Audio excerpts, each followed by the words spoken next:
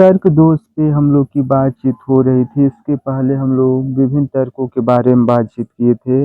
अब able to force या argument and बेकलम तर्क पे बात की, जहाँ पे अपनी बात को मनाने के लिए डर या सत्ता का भय दिखाकर कर्मचारियों के मन में भय उत्पन्न किया जाता है। उसे प्रायः अपेबल टू बेकलम के नाम से, तर्क दोष के नाम से जानते हैं।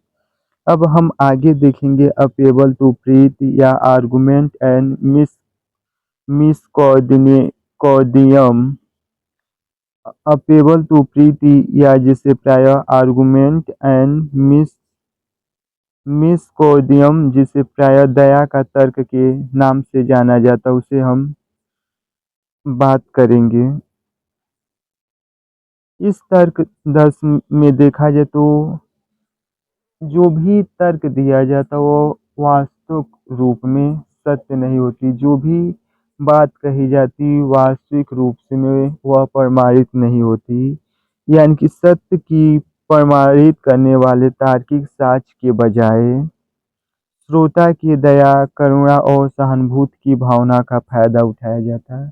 कई बार देखने में आता है कि बहुत से लोग इमोशनल होकर किसी सामने कोई भी बात कहते हैं, वह वास्तविकता से किसी भी प्रकार से कोई लेना देना नहीं रहता, लेकिन सामने वाला व्यक्ति इमोशनल बात को सुनकर वह इमोशनल हो जाता है और उसके फ्लो में बैठकर जो वास्तविक निर्णय होना चाहिए वह उसे नहीं कर पाता। अगर इस प्रकार के तर्क दोष होता तो उसे प्रायः अपेबल टू प्रीत या आर्गुमेंट एंड मिसकॉर्डिंग दया का तर्क के नाम से जाना जाता है। अभी एग्जाम्पल हम देखेंगे कि मैं प्रोफेसर से कह रहा हूँ कि professor you must give me A plus, कि आप मुझे ए प्लस देना होगा। Because my dog was sick and could not study, क्योंकि मेरा कुत्ता बीमार हो चुका था, बीमार था या बीमार हो चुका था, इसकी वजह से मैंने पढ़ाई नहीं की। फैलेसी ऑफ डिवीजन जिसे प्रायः विभाजन का दोष कहा जाता है। फैलेसी ऑफ डिवीजन जिसे प्रायः विभाजन का दोष कहा जाता है।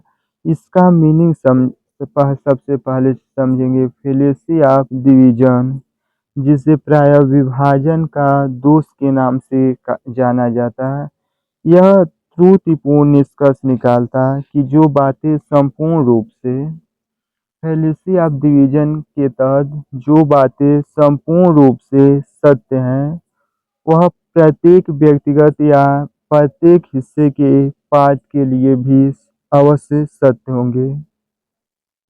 पुनः समझेंगे। फैलेसी ऑफ डिवीजन के तहत यह निष्कर्ष निकाला जाता है कि जो संपूर्ण के लिए सत्य है, वह जो होल के लिए सत्य है, वह पार्ट के लिए भी सत्य है। अगर इस प्रकार का तर्क दोष होता तो उसे प्रायः फैलेसी ऑफ डिवीजन के तर्क के नाम से जानते हैं।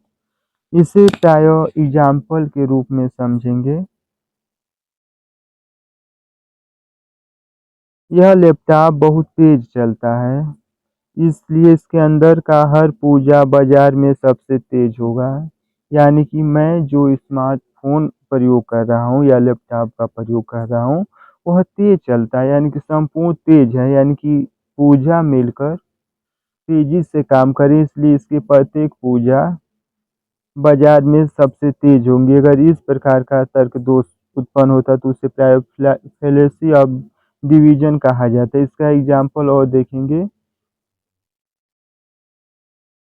एक स्कूल है, उस स्कूल में बच्चे बुद्धिमान हैं, यानी कि उस स्कूल में जो भी बच्चा पढ़ते वह बुद्धिमान है, अतः राम भी उस स्कूल में पढ़ता वह भी बुद्धिमान होगा। यदि संपूर्ण सत्य है तो पाठ भी उसका सत्य होगा। अगर इस प्रकार का तर्क दोष है तो उसे प्रायः फैलेसी ऑफ डिवीजन के नाम से जानते हैं। फैलेसी ऑफ कंपोजिशन जिसे प्रायः संयोजन दोष कहा जाता है। फैलेसी ऑफ कंपोजिशन के तहत यह माना जाता है कि जो यह माना जाता है कि जो विशेषता किसी छोटे चीज़ के छोटे अंश या अंग में है, वही विशेषता समग्र रूप से उसी वस्तु में होगा।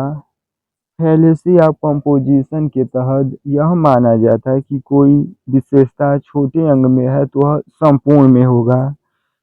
इसका एग्जाम्पल के रूप में देखेंगे कि every player in the team is a superstar, so team is the unstable, यानी कि इस टीम का हर खिलाड़ी सुपरस्टार है, इसलिए टीम को हराना नामुमकिन है।